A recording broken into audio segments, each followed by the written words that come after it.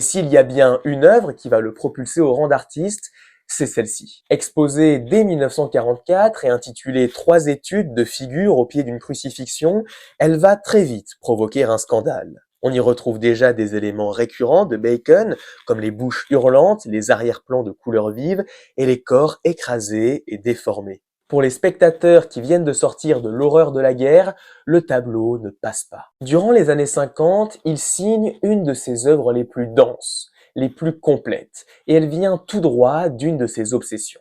Depuis toujours, il est fasciné par la perfection de ce portrait du pape Innocent X, réalisé par Velázquez, et cherche à en réaliser sa propre version, évidemment tourmentée.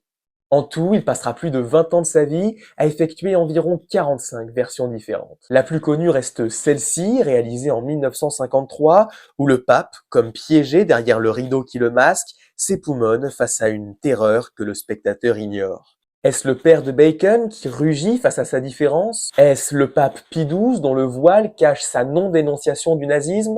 On ne saura jamais. Mais quoi qu'il en soit, la richesse de son expérimentation réside dans la variété des versions qu'il effectuera, en utilisant divers styles, couleurs et distorsions. Les corps s'y entassent dans la pénombre et sont souvent accompagnés de carcasses en décomposition, un leitmotiv du temps qui passe et de la simplicité de l'homme qui n'est, aux yeux de Bacon, rien d'autre que de la chair. Il affirmera d'ailleurs à ce sujet « Nous sommes tous des carcasses en puissance. Si je vais chez le boucher, je trouve toujours surprenant de ne pas être là, à la place de l'animal. »